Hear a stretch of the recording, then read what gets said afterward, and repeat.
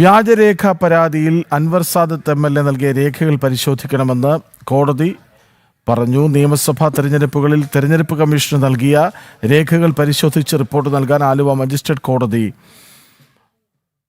SHOയ്ക്ക് നിർദ്ദേശം നൽകി. വിവരങ്ങളുമായി കൊച്ചിയിൽ നിന്ന് ജിജീഷ് കരുണാകരൻ ഒപ്പം ചേരുകയാണ്. ജിജീഷ്, എന്താണ് ഈ വാർത്ത? വ്യാജരേഖ ചമച്ചത് ആരെന്നാണ്?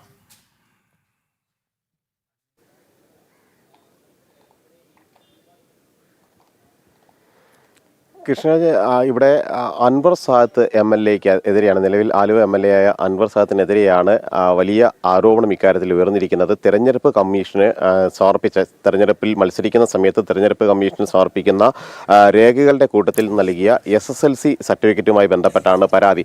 മുമ്പ് SSLC ഫെയിൽഡ് എന്ന് എഴുതിയാൽ അടുത്ത തെരഞ്ഞെടുപ്പിൽ മത്സരിക്കുമ്പോൾ SSLC പാസ്ഡ് എന്ന് എഴുതുന്നു. എങ്ങനെയാണ് ഈ ഒരു വൈരുദ്ധ്യം സംഭവിക്കുന്നത് എന്നത് സംബന്ധിച്ച് തന്നെയാണ് പരാതിക്കാരൻ ഉന്നയിക്കുന്നത്. അതായത് SSLC പരാജയപ്പെട്ട അൻവർ സാദത്ത് പിന്നീട് അടുത്ത മറ്റൊരു ഇതിൽ വ്യത്യസ്തമായ കാര്യങ്ങൾ നൽകുന്നു, വ്യത്യസ്തമായ ഇലക്ഷൻ കമ്മീഷനെ തെറ്റിദ്ധരിപ്പിക്കുന്നു എന്ന കാര്യം തന്നെയാണ് ഇതിൽ ചൂണ്ടിക്കാണിച്ചിരിക്കുന്നത്. 2021 നിയമസഭാ തെരഞ്ഞെടുപ്പിൽ മത്സരിക്കുമ്പോൾ തെരഞ്ഞെടുപ്പ് കമ്മീഷന് നൽകിയ സത്യാമൂലത്തിൽ 1993 ആലുവ SNDP സ്കൂളിൽ നിന്ന് SSLC വിജയിച്ചതായിട്ടാണ് അതിൽ രേഖപ്പെടുത്തിയിരിക്കുന്നത്. അതായത് 2021 മത്സരിക്കുമ്പോൾ SSLC വിജയിച്ചതായി പറയുന്നയാൾ 2026 നിയമസഭാ തെരഞ്ഞെടുപ്പിൽ മത്സരിച്ചപ്പോൾ സമർപ്പിച്ച സത്യവാങ്മൂലത്തിൽ അതിൽ രേഖപ്പെടുത്തിയത് SSLC ഫെയിൽഡ് എന്നാണ്.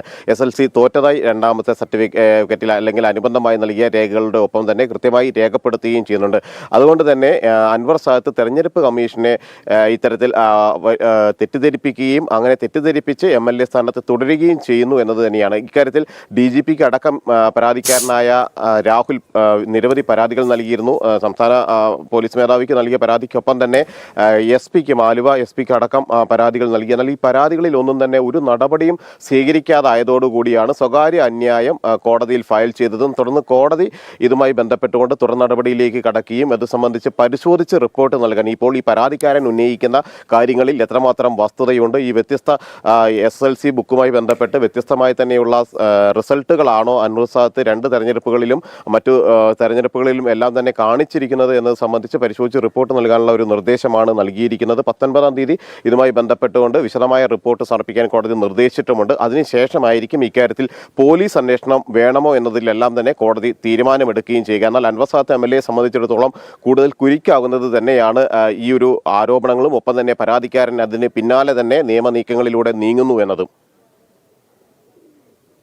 എന്തായാലും ഈ വ്യാജരേഖ പരാതിയിൽ അൻവർ സാദത്ത് MLAയ്ക്ക് കുരുക്ക് മുറുകുന്നു എന്നുള്ളതാണ് ജിജീഷ് കരുണാകരൻ കൊച്ചിയിൽ നിന്ന് റിപ്പോർട്ട് ചെയ്തത്.